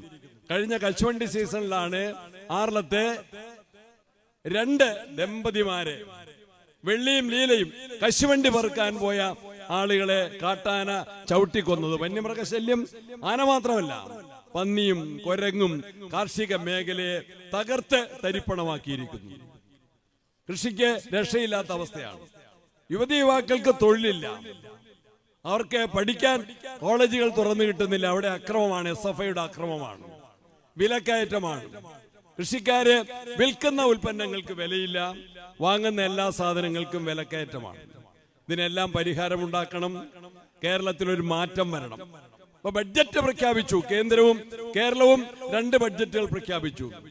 കേന്ദ്ര ബഡ്ജറ്റിൽ കേരളത്തെ അവഗണിച്ചു.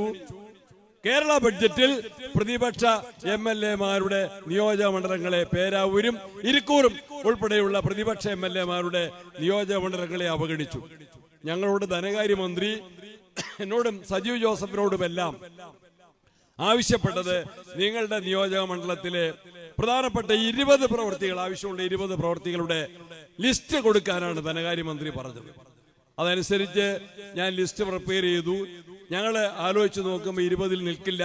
30 പദ്ധതികളുടെ പ്രധാനപ്പെട്ട road, taluk ആസ്ഥാനത്തേക്കുള്ള Iritty Ulikkal മാട്ര road, Keezhpally road, ഇതെല്ലാം ഉൾപ്പെടെ 20 പദ്ധതികളുടെ പേര് കൊടുത്തു. 30 പദ്ധതികളുടെ പേര് കൊടുത്തു. അവസാനം ഗവൺമെന്റ് അതിൽ ഒരു പദ്ധതിക്ക് മാത്രമാണ് ഭരണാനുമതിക്കുള്ള പൈസ കിട്ടത്തക്ക രൂപത്തിൽ ബഡ്ജറ്റിൽ ഉൾപ്പെടുത്തിയത്.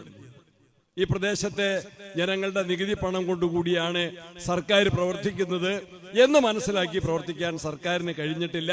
ഇതിനൊരു മാറ്റമുണ്ടാക്കണം. പൊതുയുഗ യാത്രയുടെ സമാപ്തിയോടെ കേരളത്തിലെ തെരഞ്ഞെടുപ്പിൽ ഐക്യജനാധിപത്യ മുന്നണി അധികാരമേൽക്കുമ്പോൾ പേരാവൂരിന്റെ ആവശ്യങ്ങൾ ചോദിച്ചു വാങ്ങാൻ നമുക്ക് നിഷേധിക്കപ്പെട്ട ഉമ്മൻചാണ്ടിയുടെ ഗവൺമെന്റ് ഉള്ളപ്പോഴാണ് നമുക്ക് താലൂക്ക് കിട്ടിയത്. ഉമ്മൻചാണ്ടിയുടെ ഗവൺമെന്റ് ഉള്ളപ്പോഴാണ് നമുക്ക് ഇരിട്ടി മുനിസിപ്പാലിറ്റി അനുവദിച്ചു കിട്ടിയത്.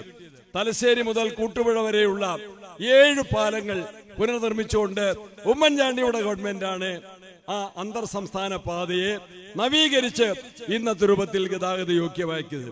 മലയോര ഹൈവേ, കൊട്ടിയൂരിലേക്കുള്ള റോഡ്, കീഴ്പള്ളിയിലേക്കുള്ള റോഡ്, ഇതെല്ലാം അനുവദിച്ചത് ഉമ്മൻചാണ്ടിയുടെ ഗവൺമെന്റാണ്. എങ്കിൽ പിണറായി സർക്കാർ നമ്മളെ അവഗണിച്ചുകൊണ്ടിരിക്കുന്നു. ആ അവഗണനയുള്ള പ്രതിഷേധം നമുക്ക് ആവശ്യമായ സമയത്ത് രേഖപ്പെടുത്താൻ സാധിക്കുമെന്ന കാര്യത്തിൽ സംശയമില്ല. ഞാൻ നിങ്ങളെ എല്ലാവർക്കും അഭിനന്ദനങ്ങൾ അറിയിക്കുകയാണ്. 3 മണിക്കൂർ കാത്തു നിന്നു, എങ്കിൽ പോലും ആരും പോയില്ല. ഗംഭീരമായി പ്രതിപക്ഷ നേതാവിനെ, UDFന്റെ നേതാക്കന്മാരെ എല്ലാവരെയും സ്വീകരിച്ചു കൊണ്ടുവരാൻ സാധിച്ചു. നല്ല അച്ചടക്കത്തിലുള്ള പൊതുയോഗം. ഏവർക്കും ഒരിക്കൽ കൂടി നന്ദി പറഞ്ഞുകൊണ്ട് ഈ പുതുയുഗ യാത്രയ്ക്ക് പ്രത്യേകമായ അഭിനന്ദനങ്ങളും ആശംസകളും അറിയിച്ചുകൊണ്ട് എന്റെ വാക്കുകൾ അവസാനിപ്പിക്കട്ടെ. നമസ്കാരം. ജയ് UDF, ജയ് ഭാരത്. പ്രിയമുള്ളവരെ, അടുത്തതായി നമ്മളെല്ലാവരും ആകാംക്ഷയോടെ കാത്തിരിക്കുന്ന നമ്മുടെ പ്രിയങ്കരനായ പ്രതിപക്ഷ നേതാവാണ് സംസാരിക്കുന്നത്. അതിനു മുമ്പ് ഒരു കാര്യം സൂചിപ്പിക്കുന്നു. അദ്ദേഹത്തിന്റെ ഹാരാർപ്പണം പൊതുയോഗത്തിലെ പ്രസംഗം കഴിഞ്ഞതിന് ശേഷമാണ്. അതുകൊണ്ട് ഹാരാർപ്പണത്തിന് തയ്യാറായിട്ടുള്ള ആളുകൾ ഒരു സൈഡിൽ മാറി നിൽക്കണം എന്നുകൂടി വിനയപൂർവ്വം അഭ്യർത്ഥിക്കുന്നു.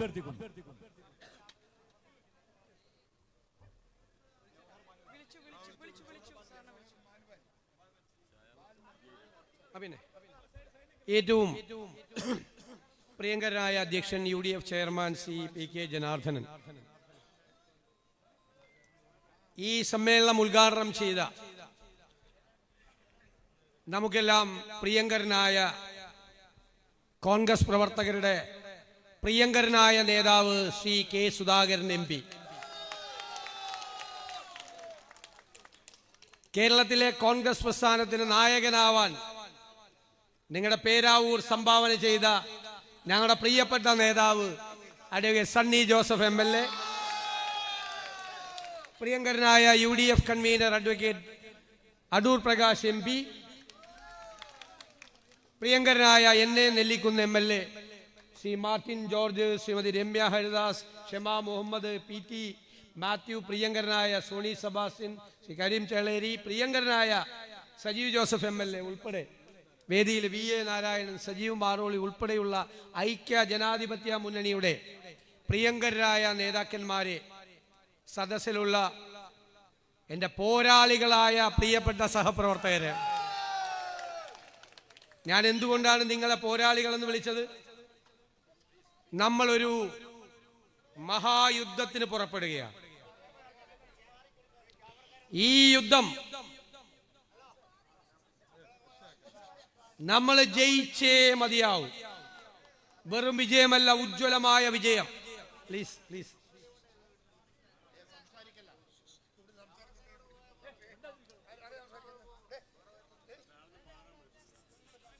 നമുക്കറിയാം, കഴിഞ്ഞ 10 വർഷക്കാലം ഈ കേരളത്തെ തകർത്തു തരിപ്പണമാക്കിയ ഒരു ദുർഭരണത്തിന് അന്ത്യം കുറിച്ചുകൊണ്ട് ഒരു പുതുയുഗത്തിന് തിരശീല ഉയർത്താനാണ് ഈ പുതുയുഗയാത്ര.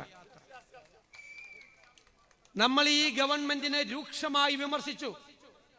ഗവൺമെന്റിന്റെ തെറ്റുകൾ ചൂണ്ടിക്കാട്ടി ജനങ്ങളുടെ മനസാക്ഷിയുടെ കോടതിയിൽ നമ്മൾ അവതരിപ്പിച്ച കുറ്റപത്രം കൊണ്ട് ഈ സർക്കാരിനെ നമ്മൾ വിചാരണ ചെയ്തു. ഇനി നമ്മൾ വെറും പ്രതിപക്ഷം മാത്രമല്ല, നമ്മൾ കേരളത്തിലെ ജനങ്ങളുടെ ഹൃദയാഭിലാഷങ്ങൾ ഏറ്റുവാങ്ങി അധികാരത്തിലേക്ക് വരേണ്ട മുന്നണി കൂടിയാണ്. അപ്പോൾ ഇവരെവിടെയെല്ലാം പരാജയപ്പെട്ടു, അവിടെയെല്ലാം നമുക്ക് മാറ്റങ്ങൾ ഉണ്ടാക്കണം. മാറ്റങ്ങൾ. ഇവരെ തകർത്ത് തരിപ്പണമാക്കിയ കേരളത്തെ നമുക്ക് രക്ഷപ്പെടുത്തണം. അതാണ് നമ്മുടെ ലക്ഷ്യം. സമ്പദ് വ്യവസ്ഥ തകർന്നു കഴിഞ്ഞു. ഞങ്ങൾ പറഞ്ഞു ഖജനാവിൽ പൂച്ച പെറ്റ് കിടക്കുകയാണെന്ന് പറഞ്ഞു. അതാണ് സ്ഥിതി. കേരളത്തിന്റെ ഖജനാവിന്റെ സ്ഥിതി വെറുതെ പ്രഖ്യാപനങ്ങളാണ്. 10,000 കോടി, 20,000 കോടി, 5 നയാ പൈസ കയ്യിലില്ല. അടുത്ത മാസം പിണറായി വിജയൻ അധികാരത്തിൽ നിന്ന് സലാം പറയുമ്പോൾ 6 ലക്ഷം കോടി രൂപയുടെ കടബാധ്യത മലയാളിയുടെ തലയിൽ കെട്ടിവെച്ചിട്ടാണ് ഇവര് അധികാരത്തിൽ നിന്ന് താഴെ ഇറങ്ങാൻ പോകുന്നത്. ഈ കേരള ചരിത്രത്തിൽ ഈ സംസ്ഥാനത്തിനുണ്ടാകാത്ത ഏറ്റവും വലിയ കടബാധ്യത സംസ്ഥാനം നിൽക്കുകയാണ്. പക്ഷേ അവിടെ നിന്ന് നമ്മൾ കൈപിടിച്ച് കേരളത്തിലെ സമ്പദ് വ്യവസ്ഥയെ ഉയർത്തും. അതാണ് നമ്മുടെ വെല്ലുവിളി. അതിന് നമുക്ക് പദ്ധതികളുണ്ട്, പരിപാടികളുണ്ട്. കേരളത്തിലെ ഇക്കോണമിയെ ഷൂട്ടപ്പ് ചെയ്യാനുള്ള സമഗ്രമായ പദ്ധതികളുമായിട്ടാണ് UDF വരുന്നത്. തകർത്തു തരിപ്പണമാക്കിയതിനെ രക്ഷിക്കാൻ നികുതി പരിഷ്കാരങ്ങൾ ഉൾപ്പെടെ, നികുതി ഭരണം ഉൾപ്പെടെ പുനഃസംഘടിപ്പിച്ച് മാറ്റങ്ങളിലേക്കാണ് കേരളം പോകുന്നത്. ഖജനാവ് നിറയ്ക്കും. നമ്മൾ ഖജനാവ് നിറച്ചിട്ടാണ് ക്ഷേമ പരിപാടികളും വികസന പരിപാടികളും നടത്തുന്നത്. നമ്മൾ പറഞ്ഞു ആരോഗ്യ കേരളം വെന്റിലേറ്ററിലാണ്. പണ്ട് താലൂക്ക് ആശുപത്രിയിൽ നിന്നും ജില്ലാ ആശുപത്രിയിൽ നിന്നും റെഫറൻസ് കൊടുക്കും മെഡിക്കൽ കോളേജിലേക്ക് പോകാൻ രോഗിക്ക്. ഇപ്പൊ കേരളത്തിലെ പല മെഡിക്കൽ കോളേജുകളിലും തിരിച്ചാണ്. മെഡിക്കൽ കോളേജിൽ നിന്ന് ചെന്ന് കഴിഞ്ഞാൽ പറയും താലൂക്ക് ആശുപത്രിയെ കൊണ്ട് കാണിക്കാൻ റിവേഴ്സ് റെഫറൻസ് ആണ്. ആ സ്ഥിതിയാണ് കേരളത്തിൽ. ഓരോ ദിവസവും വരുന്ന റിപ്പോർട്ടുകൾ. ഈ വെന്റിലേറ്ററിൽ കിടക്കുന്ന കേരളത്തിലെ ആരോഗ്യ രംഗത്തെ കൈപിടിച്ചെണീപ്പിച്ച് ആരോഗ്യവതിയായി നമ്മൾ കേരളത്തിലൂടെ നടത്തും. ലോകരാജ്യങ്ങളിൽ നിന്ന് ആളുകൾ ചികിത്സിക്കാൻ വരുന്ന ഡെസ്റ്റിനേഷൻ പോയിന്റ് ആക്കും ആരോഗ്യ കാര്യത്തിൽ കേരളത്തെ. അതിനായി നമ്മളൊരു ഹെൽത്ത് കമ്മീഷൻ നിയമിച്ചു. ലോകത്തെ വിവിധ പ്രദേശങ്ങളിൽ പ്രവർത്തിക്കുന്ന 100-ലധികം ഡോക്ടർമാരുടെ സേവനമാണ്. ഗവേഷണ തുല്യമായ പ്രവർത്തനം നടത്തി അടുത്ത ദിവസം കോഴിക്കോട് വെച്ച് ഈ യാത്രക്കിടയിൽ നമ്മൾ ആ പദ്ധതി പ്രഖ്യാപിക്കാൻ പോവുകയാണ്. ആരോഗ്യ രംഗത്തെ വിഷൻ ഡോക്യുമെന്റ്. നിങ്ങൾക്കറിയാം നമ്മുടെ കുഞ്ഞുങ്ങൾ പുറത്തേക്ക് പോവുകയാണ്. ഇവിടെ എല്ലാവരും വീട് പണയപ്പെടുത്തി 40-50 ലക്ഷം രൂപ കിടപ്പാടം പണയപ്പെടുത്തി പഠിക്കാൻ ഇവിടെ പ്രോഗ്രാം ഇല്ലാതെ പ്രോഗ്രാമിന് പോവുകയാണ്. കോഴ്സ് എന്നല്ല, പ്രോഗ്രാം എന്നാണ് ഇപ്പൊ പറയുന്നത്. ജർമ്മനിയിൽ, ബ്രിട്ടനിൽ, ഓസ്ട്രേലിയയിൽ, കാനഡയിൽ എല്ലായിടത്തും പോവുകയാണ്. ഞാൻ നിങ്ങളോട് വാക്ക് തരുന്നു, UDF വരുമ്പോൾ ഈ ലോകരാജ്യങ്ങളിലുള്ള പ്രോഗ്രാമുകൾ കേരളത്തിലെ യൂണിവേഴ്സിറ്റികളിൽ നമ്മൾ ഉണ്ടാക്കി നമ്മുടെ കുട്ടികൾ പഠിക്കും. അവര് പുറത്തു വരുമ്പോൾ അവർക്ക് തൊഴിലവസരങ്ങൾ ഉണ്ടാകുന്ന സമഗ്രമായ ഒരു തൊഴിൽ പദ്ധതി ഈ യാത്ര തിരുവനന്തപുരത്ത് എത്തുന്നതിന് മുമ്പ് നമ്മൾ അവതരിപ്പിക്കുകയാണ്. അതിൽ മാറ്റങ്ങൾ ഉണ്ടാകും. അത് കേരളത്തിന്റെ നികുതി ഘടന, നികുതി വരുമാനം വർദ്ധിക്കും. കേരളത്തിൽ ഇൻവെസ്റ്റ്മെന്റ് ഉണ്ടാകും. ഗൾഫിൽ നിന്ന് റെമിറ്റൻസ് അയക്കുന്ന ആളുകളുടെ ഒരു 5% മതി നമുക്ക് കേരളത്തിന്റെ സമ്പദ് വ്യവസ്ഥയെ രക്ഷപ്പെടുത്തിയെടുക്കാൻ. നമ്മളത് ചെയ്യും. ഗവേഷണ തുല്യമായ പ്രവർത്തനങ്ങൾ കഴിഞ്ഞ 2 വർഷക്കാലമായി നടത്തുകയാണ്. ലോകത്തിന്റെ വിവിധ ഭാഗങ്ങളിലുള്ള മലയാളികളായ വിദഗ്ധരുടെ സേവനമേറ്റുവാങ്ങിക്കൊണ്ട് നമ്മൾ കേരളത്തെ മാറ്റാൻ വേണ്ടിയിട്ടുള്ള ശ്രമം നടത്തിയാണ്. കാർഷിക മേഖലയിൽ സമഗ്രമായ പാക്കേജാണ്. നിങ്ങളുടെ MLA പ്രിയങ്കരനായ സണ്ണി ജോസഫ് ഈ 5 വർഷക്കാലം 10-ലധികം പ്രാവശ്യമാണ് വന്യജീവി ആക്രമണത്തെക്കുറിച്ച് സഭയിൽ പറഞ്ഞത്. ഞങ്ങൾ മലയോര സമരയാത്ര നടത്തി. വന്യമൃഗങ്ങൾക്ക് മുമ്പിലേക്ക് വിധിക്ക് കർഷകരെ വിട്ടുകൊടുക്കാൻ UDF തയ്യാറല്ല. സമരയാത്രയിൽ ഞങ്ങളൊരു വാക്ക് പറഞ്ഞിട്ടുണ്ട്. ആ വാക്ക് പാലിക്കാനുള്ള പദ്ധതികൾ ഞങ്ങൾ ആസൂത്രണം ചെയ്യുന്നുണ്ട്.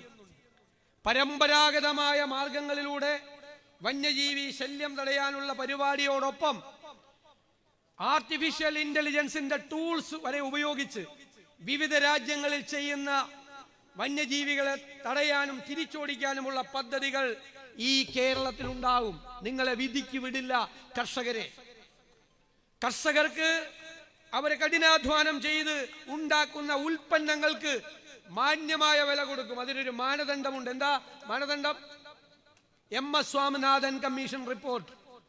അതായത് കാർഷിക ഉൽപ്പന്നം ഉണ്ടാക്കാനുള്ള ചെലവ് എത്രയാണ് കണക്കാക്കുക, പ്ലസ് 50% വർധനവ്. അതാണ് MSP, അതാണ് താങ്ങുവില, അതാണ് മിനിമം സപ്പോർട്ട് പ്രൈസ്. കർഷകരും അടുത്ത തലമുറയും അതിൽ നിന്ന് വിട്ടുപോകാതെ കാർഷിക മേഖലയിൽ അവരെ ഉറപ്പിച്ചു നിർത്താൻ സമഗ്രമായ പാക്കേജ്. ഇവിടെ എന്താ 120 രൂപ റബ്ബറിനുണ്ടായപ്പോഴാണ് ഉമ്മൻചാണ്ടി 150, 160 രൂപയും ആക്കി താങ്ങുവില പ്രഖ്യാപിച്ചത്.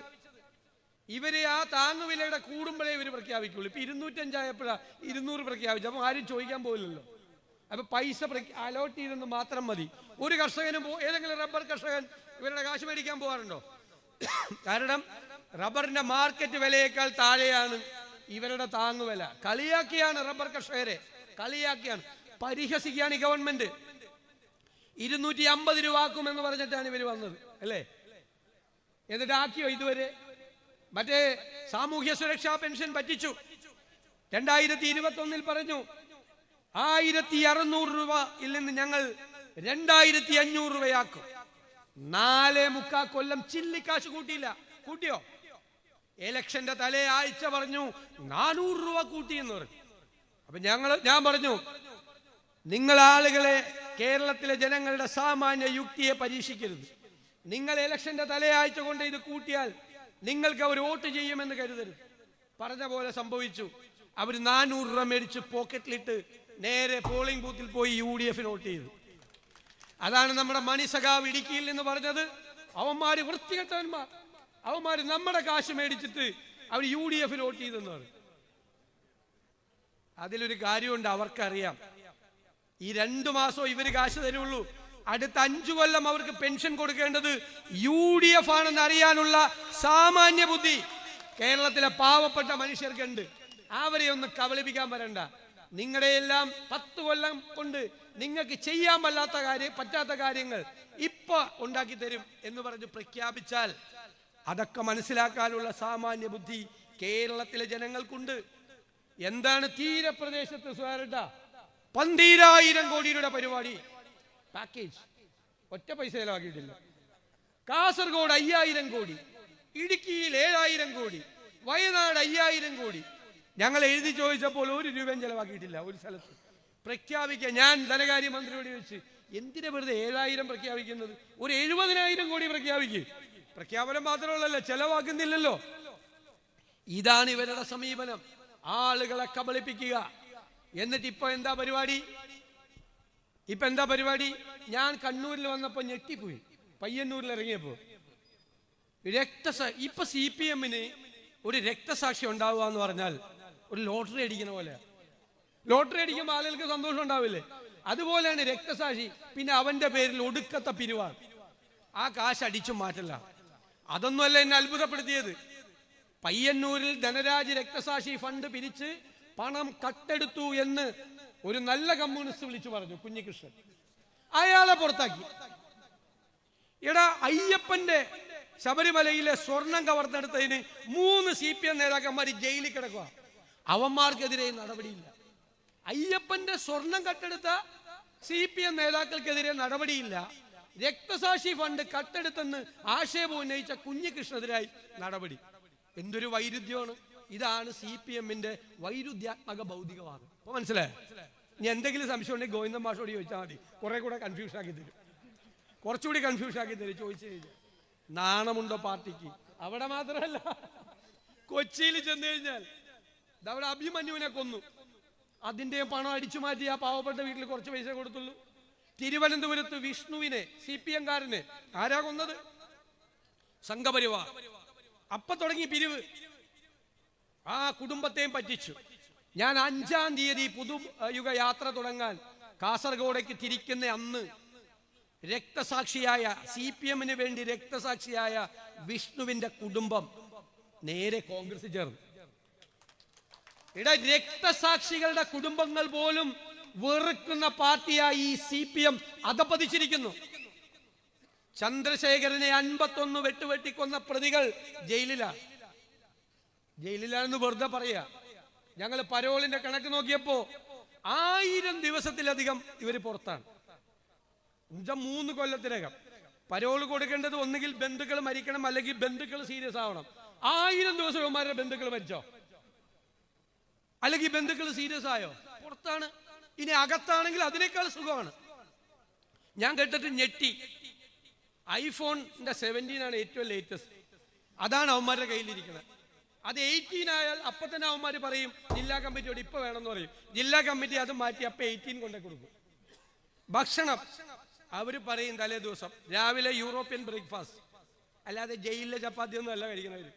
ഉച്ചയ്ക്ക് ചൈനീസ് ഫുഡ്, രാത്രി തണ്ടൂരി ചിക്കൻ, പിന്നെ മറ്റേ സാധനം തലേ ആഴ്ച പറയും ഏത് ബ്രാൻഡാണെന്ന്, അതുകൊണ്ട് മേടിച്ചു കൊടുക്കുക. എന്താണെന്ന് ഇവന്മാർക്ക് പേടിയാണ്.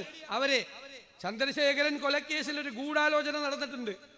അവരത് പുറത്തു പറയും എന്ന് പറഞ്ഞ് എപ്പോഴും പേടിപ്പിക്കും. എന്നിട്ടാണ് ഇതൊക്കെ മേടിക്കുന്നത്, വെറുതെ അല്ല കൊണ്ടേ കൊടുക്കുന്നത്. അതങ്ങാൻ പുറത്തു പറഞ്ഞാൽ ഇപ്പൊ സ്റ്റേറ്റുകാരിൽ നടക്കുന്ന പലരും നേരെ അകത്തോട്ട് പോകും, ജയിലിലേക്ക്. പിന്നെ പിണറായി വിജയൻ കഴിഞ്ഞ ദിവസം പറഞ്ഞു പുതിയ സാങ്കേതിക വിദ്യ കേരളം ഉപയോഗിച്ചു എന്ന് പറഞ്ഞു. ഞാൻ എവിടെ നോക്കിയിട്ടും പുതിയ സാങ്കേതിക വിദ്യ എവിടെയാണ് കേരളത്തിൽ ഉപയോഗിച്ചതെന്ന് ഒരു പിടിയും കിട്ടില്ല. കഴിഞ്ഞ മാസമാണ് മനസ്സിലായത്. ജയിലിൽ കിടക്കുന്നവൻ പരോള് കിട്ടാൻ വേണ്ടി ഒരു DIGക്ക് ഗൂഗിൾ പേയിൽ കൈക്കൂലി അയക്കണം. അപ്പൊ മനസ്സിലായില്ലേ? ഗൂഗിൾ പേയിൽ കൈക്കൂലി മാറ്റി കൈക്കൂലി ഗൂഗിൾ പേയിൽ അയക്കാം എന്ന സാങ്കേതിക വിദ്യ കണ്ടുപിടിച്ചതാണ് പിണറായി വിജയൻ സർക്കാർ. ഇവിടെ 1 ലക്ഷം രൂപ 2 ലക്ഷം രൂപയൊക്കെ ഈ ജയിലിൽ കിടക്കണവന്റെ കയ്യിൽ എവിടെ നിന്നാണ്? ഗൂഗിൾ പേയിൽ കൈക്കൂലി അയക്കാണ് DIGക്ക്. എന്നിട്ട് DIGയെ പുറത്തു വന്നപ്പോൾ സസ്പെൻഡ് ചെയ്തെന്ന് പറയാ. എന്താ നടക്കുന്നത്? കേരളത്തിൽ ക്രിമിനലുകൾ അഴിഞ്ഞാടുകയാണ്, ഗുണ്ടകൾ പുറത്താണ്, മയക്കുമരുന്ന് മാഫിയയ്ക്ക് കൊട പിടിച്ചു കൊടുക്കുകയാണ്. ഞങ്ങൾ നിയമസഭയെ പറയും എപ്പോഴും. അപ്പൊ പറയും 10,000 പേർക്കെതിരായി കേസെടുക്കണം. ആർക്കെതിരെ? ഈ വലിക്കണ പിള്ളേർക്കെതിരെ. എന്നിട്ട് അവരെ നേരെ പോലീസ് സ്റ്റേഷനിൽ കൊണ്ടുപോകും, 3 മണിക്കൂർ നിർത്തും, എന്നിട്ട് കേസെടുത്ത് ജാമ്യത്തിൽ വിടും. അവര് പുറത്തു വന്ന് ആ 3 മണിക്കൂറും കൂടി വലിക്കാൻ പറ്റില്ലല്ലോ, അതും കൂടി പുറത്തു വന്നിട്ട് വലിക്കും. ഇവരിതിന്റെ ഉറവിടം അന്വേഷിക്കുന്നില്ല. എവിടെ നിന്ന് വരുന്നു, ഏത് വഴിക്ക് വരുന്നു? കേരളത്തെ ചെറുപ്പത്തിനെ, യുവത്വത്തെ കൊല്ലാൻ ശ്രമിക്കുന്ന മയക്കുമരുന്ന് മാഫിയയ്ക്ക് കുട പിടിച്ചു കൊടുക്കുന്ന ക്രിമിനലുകളുടെ സർക്കാരാണ് കേരളത്തിലെ സർക്കാർ. എവിടെയാണ് ഇവർ? എവിടെയാണ് ഇവരുടെ? മനുഷ്യൻ ബുദ്ധിമുട്ടുമ്പോഴാണ്, നമ്മളെ പ്രയാസപ്പെടുമ്പോഴാണ് നമ്മൾ തിരഞ്ഞെടുത്തൊരു ഗവൺമെന്റിന്റെ സാന്നിധ്യം നമ്മൾ ആഗ്രഹിക്കുന്നത്. അങ്ങനെ ഒരു സാന്നിധ്യം ഉണ്ടായോ? അങ്ങനെ ഒരു ഇന്ന് ഇന്ത്യയിൽ ഏറ്റവും കൂടുതൽ വിലക്കയറ്റമുള്ള 1ാമത്തെ സംസ്ഥാനം കേരളമാണ്. 11 മാസമായി ആർക്കും വിട്ടുകൊടുക്കൂല പിണറായി വിജയൻ 1ാം സ്ഥാനം. ഏറ്റവും കൂടുതൽ വിലക്കയറ്റമുള്ളത് ഇവിടെ തന്നെ. ഞാൻ എല്ലാ മാസവും നോക്കും, മാറിയോ? 2ാം സ്ഥാനമായ. ഒന്നിലും ഇടപെടില്ല, മാർക്കറ്റിൽ ഇടപെടില്ല. മാവേലി സ്റ്റോറിൽ വല്ലതും ഉണ്ടോ? ഒന്നുമില്ല. LCT ബോർഡ് നമ്മൾ ലാഭത്തിലാക്കി ഉമ്മൻചാണ്ടി സർക്കാർ. 22 പൈസ കുറച്ചു കൊടുത്തു. 10 കൊല്ലം കഴിഞ്ഞു. ഇപ്പൊ LCT ബോർഡിന്റെ സ്ഥിതി എന്താണെന്നറിയാമോ? 50,000 കോടി കടം. അത്രേ ആക്കിയില്ല, അത്രേ പറ്റിയുള്ളൂ. മെഡിക്കൽ സർവീസസ് കോർപ്പറേഷൻ പോയി, സപ്ലൈകോ പോയി, വാട്ടർ അതോറിറ്റി പോയി, എല്ലാം കടമാണ്. 7 ക്ഷേമനിധികൾ തകർന്നു. അത്രയൊക്കെ ഞങ്ങൾക്ക് പറ്റിയുള്ളൂ 10 കൊല്ലം കൊണ്ട്. മനസ്സിലായേ? കേരളത്തിൽ എല്ലായിടത്തും കടമെടുക്കുകയാണ്, കടത്തോട് കടമാണ്. കോപ്പറേറ്റീവ് ബാങ്കുകൾ തകരുകയാണ്. അതിൻ്റെ ഇടയിൽ പോയിട്ട് അവിടെ നിന്ന് 10,000 കോടി കടമെടുക്കുകയാണ്. എവിടേക്കാണ് കേരളം കൊണ്ടുപോയത് ഇവർ? എവിടേക്കാണ് കേരളത്തെ തകർത്തെടുത്തത്? തകർത്തു തരിപ്പണമാക്കി. എന്നിട്ടിപ്പോ പുതിയ പരിപാടിയാണ് സംഘപരിവാറിന്. നമുക്കറിയാലോ, BJP ഏത് സംസ്ഥാനത്ത് ചെന്നാലും നേരെ ചെന്ന് ആരെങ്കിലും ഒരുമിച്ച് നടക്കുന്നുണ്ടെങ്കിൽ അവരെ തമ്മിലടിപ്പിക്കും. 2 മതങ്ങളെ തമ്മിലടിപ്പിക്കും. അതിൽ നിന്ന് രാഷ്ട്രീയ മുതലെടുപ്പ് നടത്തി ജയിക്കാൻ നോക്കും. അത് നമുക്ക് മനസ്സിലാക്കാം. നമ്മൾ പണ്ട് പോലെ കാണുന്നതാണ്. അവരുടെ പണി അതാണ്. നരേന്ദ്രമോദി തിരുവനന്തപുരത്ത് വന്നിട്ടും ചെയ്തത് അത് തന്നെയാണ്. എടാ, ഇപ്പൊ CPM അതേ പാതയിലാണ്. കഴിഞ്ഞ പാർലമെന്റ് ഇലക്ഷനിൽ 35 ദിവസം ഞാൻ ഇദ്ദേഹത്തിന്റെ പ്രസംഗം ശ്രദ്ധിച്ചു, പിണറായി വിജയന്റെ. അന്ന് ന്യൂനപക്ഷമാണ്. ഗാസയിലെ കുട്ടികൾ, പാലസ്തീനിലെ പ്രശ്നം, പൗരത്വ രജിസ്റ്റർ, ന്യൂനപക്ഷത്തിന് മനസ്സിലായത് തട്ടിപ്പാണെന്ന്. അവർ വോട്ട് ചെയ്തില്ല. നേരെ പ്ലേറ്റ് മാറ്റി പാർലമെന്റ് ഇലക്ഷൻ കഴിഞ്ഞപ്പോൾ നേരെ ഡൽഹിയിൽ പോയി പിണറായി വിജയൻ മലപ്പുറത്തിനെതിരായി ഇന്റർവ്യൂ കൊടുത്തു. പിന്നെ AK ബാലൻ വരുന്നു, സജി ചെറിയാൻ വരുന്നു. പിന്നെ ഇടയ്ക്കിടയ്ക്ക് പോയി പിണറായി പൊന്നാട എണീക്കുന്ന ചിലരെ കൊണ്ടൊക്കെ വർഗീയ പ്രസംഗം നടത്തുക. എല്ലാവരും കൂടി വർഗീയതയാണ്. അപ്പൊ സംഘപരിവാറിന്റെ അതേ പാതയിലാണ് സഞ്ചരിക്കുന്നത് ആരാ? കേരളത്തിലെ CPM സഞ്ചരിക്കുന്ന അതേ പാതയിലാണ്. ഞാൻ പറഞ്ഞു ചേട്ടൻ ബാവ ഡൽഹിയിൽ, അനിയൻ ബാവ തിരുവനന്തപുരത്ത്, രണ്ടുപേരും ഇരട്ട ചങ്കാണെന്നാണ് പറയുന്നത്. പക്ഷേ നരേന്ദ്രമോദി അമിത്ഷായും കാണുമ്പോൾ ഇരട്ട ചങ്ക അപ്രത്യക്ഷമാവും. എന്നിട്ട് അവർ പറയുന്ന സ്ഥലത്ത് ഒപ്പിട്ട് കൊടുത്തിട്ട് ഇവിടെ വരും. എന്നിട്ട് ഇവിടെ നാട്ടുകാരെ പറ്റിക്കും, മതേതരത്വം പറഞ്ഞു. പക്ഷേ UDFനൊരു നിലപാടുണ്ട്. എന്താ? ഭൂരിപക്ഷ വർഗീയത ആര് പറഞ്ഞാലും, ന്യൂനപക്ഷ വർഗീയത ആര് പറഞ്ഞാലും നമ്മൾ എതിർക്കും, ശക്തിയായി എതിർക്കും. No compromise. തെരഞ്ഞെടുപ്പ് കാലത്ത് പാരമ്യത്തിൽ നിൽക്കുമ്പോഴും 4 വോട്ട് കിട്ടാൻ വേണ്ടി അതിൽ വെള്ളം ചേർക്കില്ല. അത് വാക്കാ UDFന്റെ. എന്താ കാര്യം? ഞാൻ കഴിഞ്ഞ ദിവസം പറഞ്ഞു, പിണറായി വിജയനും VD സതീശനും ഒക്കെ കുറച്ച് നാളത്തേക്ക് ഉണ്ടാവുള്ളൂ, പിന്നെ ഓർമ്മയാവും. കുറച്ചുകൂടി കഴിഞ്ഞാൽ അതിൽ ഓർമ്മയിലും ഉണ്ടാവില്ല. പക്ഷെ നമ്മുടെ കേരളം ഉണ്ടാവും അപ്പോഴും. നമ്മുടെ മക്കളും കൊച്ചുമക്കളും ജീവിക്കുന്ന ഈ കേരളത്തിൽ മതത്തിന്റെ പേരിൽ ആളുകളെ ഭിന്നിപ്പിക്കാൻ നമ്മൾ അനുവദിക്കില്ല. അതിൽ കോംപ്രമൈസ് ഇല്ല. അതാണ് UDFന്റെ വാക്ക്. മതേതര നിലപാട്, ശക്തിയായ നിലപാട്. കേരളത്തെ തകർക്കാൻ ഒരു ശക്തിയെയും നമ്മൾ അനുവദിക്കില്ല, ഒരു ശക്തിയെയും. ആ നിലപാടുമായി നമ്മൾ മുന്നോട്ട് പോകും. കേരളത്തെ രക്ഷിക്കാൻ ഞാൻ പറഞ്ഞല്ലോ, ഞാൻ കുറച്ചേ പറഞ്ഞുള്ളൂ, 4-ൽ 1 പോലും പറഞ്ഞില്ല. കുറേ പദ്ധതികൾ നമ്മൾ കൊണ്ടുവരാൻ പോകുന്ന സ്വപ്നതുല്യമായ പദ്ധതികൾ സസ്പെൻസിൽ നിർത്തിയേക്കാം, പിന്നെ പറയാം. യാത്ര തിരുവനന്തപുരത്ത് എത്തുമ്പോൾ എന്താണ് UDF സർക്കാർ വന്നാൽ കേരളത്തിൽ ചെയ്യാൻ പോകുന്നത് എന്നതിൻ്റെ വ്യക്തമായ രൂപമാവും.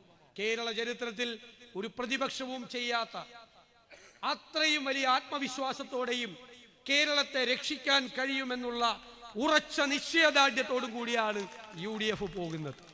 ഇത് പോരാട്ടമാണ്. ഈ പോരാട്ടത്തിൽ കേരളത്തിലെ ജനങ്ങൾ ആഗ്രഹിക്കുന്നു 100-ലധികം സീറ്റുമായി.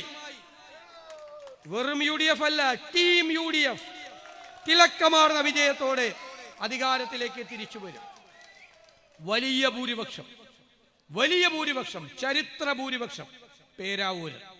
അതാണ് നിങ്ങളോട് പറയുന്നത്, ചരിത്ര ഭൂരിപക്ഷം. ഈ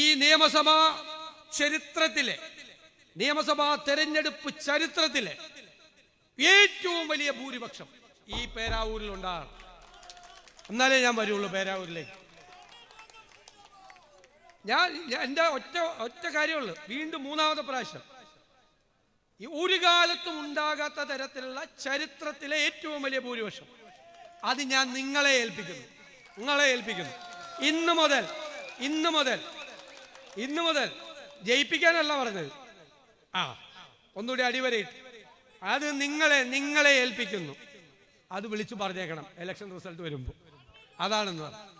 ഞാൻ നിങ്ങൾ ഇന്നിവിടെ നൽകിയ എന്ത് വാക്കിട്ടാണ് അതിനെ വിളിക്കേണ്ടത്, ഹൃദയഹാരിയായ ഈ സ്വീകരണത്തിന് എനിക്ക് നന്ദി പറയാൻ വാക്കുകളില്ല എന്ന് മാത്രം സൂചിപ്പിച്ചുകൊണ്ട് ഞാൻ നിർത്തും. അടുത്തതായി പ്രതിപക്ഷ നേതാവിന് ഹാരാർപ്പണമാണ്.